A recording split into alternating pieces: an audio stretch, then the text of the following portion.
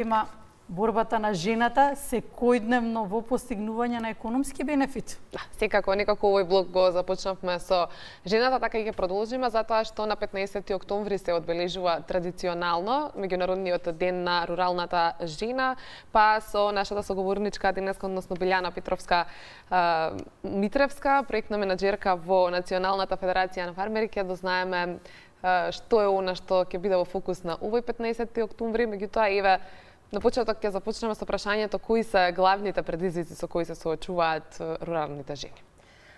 Добро утро, ви благодарам на поканата.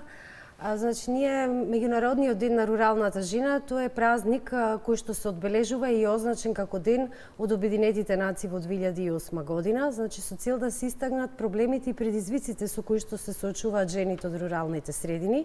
Реално жените во руралните средини се соочуваат во нашата држава со голем број на предизвици, пред се со недостаток и пристап до здравствени услуги. Еве, конкретно имавте и тема која што сега разговаравме за рак на дојката, значи такви прегледи кога ние се тешки во градовите, замислете како е во селата, каде што нема ни амбуланти, каде што болниците се во најблиските градови и едноставно не се достапни таквите здравствени услуги, социјалните услуги исто така не се достапни, образовни услуги и нормално животот е многу поразличен бидејќи има и ограничување од самата инфраструктура.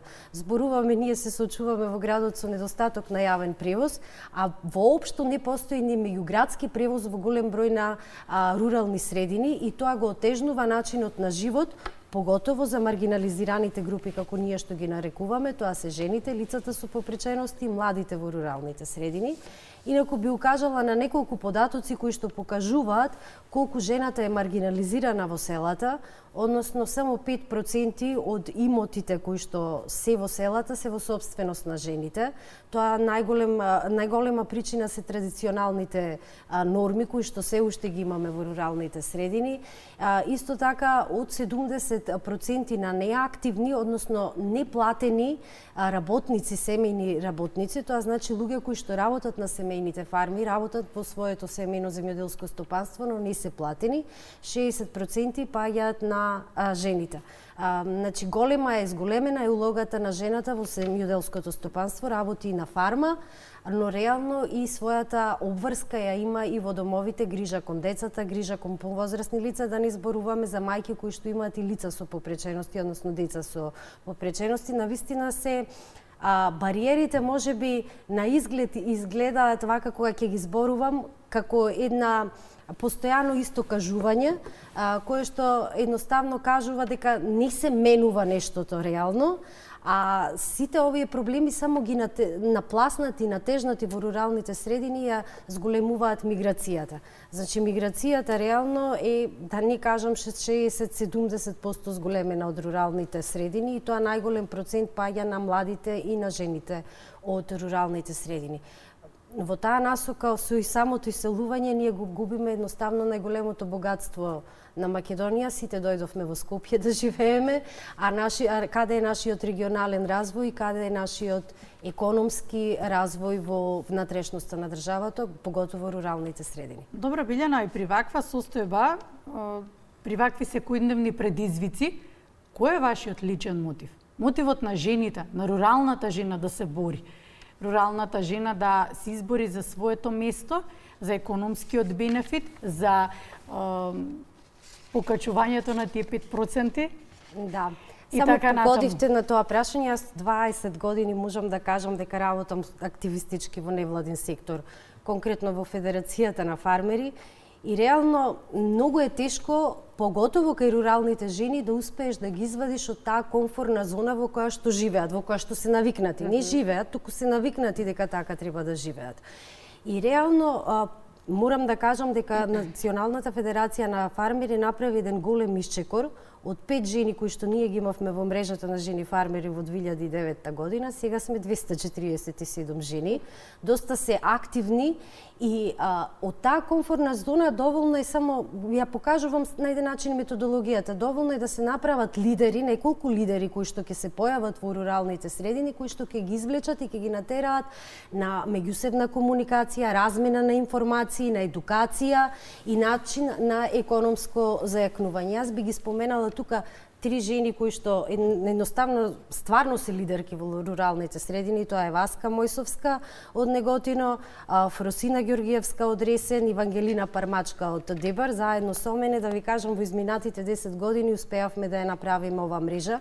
Успеавме да истуркаме и да се донеси мерка 115, тоа е од програмата за финансиска поддршка за рурален развој во земјоделството, да се поттикне, да се даде финансиска поддршка на овие жени за да се да започнат некој бизнис или да се зголеми нивната улога и контрола на фармата. И тоа е голем проблем. Тие се активни во фармата, но нивната улога и лидерство во фармата не е толку видливо, односно се само како работници, не како менаџерки. Од друга страна, издействувавме и да се донеси програмата за социјална сигурност за регистрираните земјоделки. Тоа е на еден начин добиваат мајчинство, породилно. Тие се елиминирани од ова правило. Благодарение на нас е донесена таа програма, но реално би сакала да потенцирам дека тоа е пилот решение, пилот мерка, се спроведува преку програма на Министерство за земјоделство, преку платежна агенција, активна, и се надеваме дека во скоро време ќе прерасне во едно системско решение. Многу е важна комуникацијата, многу е важно охрабрувањето на жените, и кога жените ќе се охрабрат и кога ќе започнат некој бизнис, еве конкретно од овие лидерки што ги имам видено во руралните средини, нивните деца сите останаа во селата да живеат и да работат на нивните бизнеси. Значи, на еден начин се влијае и на спречување на миграцијата. Според ова што досега ни го споделивте, некако можам да заклучам дека има промени кои што веројатно според вас се случуваат малку и побавно, па затоа и потребата да се одбележува меѓународниот ден на руралната жена на начин на кој што тоа го правите веќе години наназад, така што каков е планот за овој 15 октомври? Знам дека ќе го одбележите во Дојран, меѓутоа каква е програмата и што е она што сакате да се потенцира оваа година? Ние 18 години како Национална федерација на фармери со поддршка на шведската организација за развој ФИЕФЕКТ го организираме меѓународниот ден на руралната жена со цел да укажеме дека родовата еднаквост и еднаквите можности еднакви можности за сите се многу важни за развојот и на земјоделството и на селата во нашата држава. Она што е предвидено да се деша, да се случува на самиот настан, значи ќе имаме поздравни обраќања, така што ќе присуствува и представник шведската директорка на регионот за Македонија, Палестина и Африка, така од ВИЕФЕКТ. Воедно ќе присуствува и министерот за земјоделство и ќе имаме една многу добра трибина докаде сме со родовата еднаквост во руралните средини, предизвици и можности. Значи, не е секогаш само да се погашуваат негативните елементи, туку важно е да се покажува и напредокот кој што ние го имаме постигнато и кои се оние научени лекции кои што треба да ги преземеме за да може да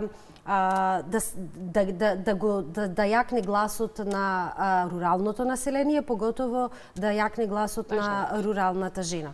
Воедно ќе има и поздравен говор, да не заборавам, сега имаме председател Стеванче Јордановски, кој што реално ќе ја прикаже и својата приказна како маж, заедно со својата сопруга, со својата мајка и со својата баба успеа да создаде едно земјоделско стопанство. Билјана, да го заокружиме разговорот, секогаш признанијата, наградите се особен мотив и потик да се продолжи со работата, дека жените се на вистинскиот пат. Споменавте неколку жени лидерки. Ќе споменете ли кои ќе добие признанија, награди, како ќе го заокружите денот? Да.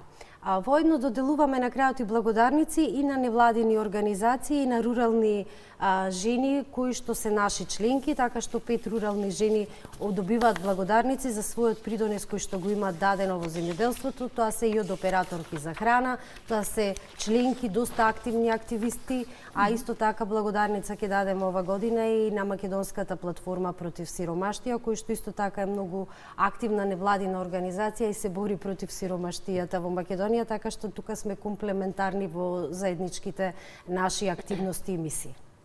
Благодарам за гостувањето. Ви благодараме за денешното гостување.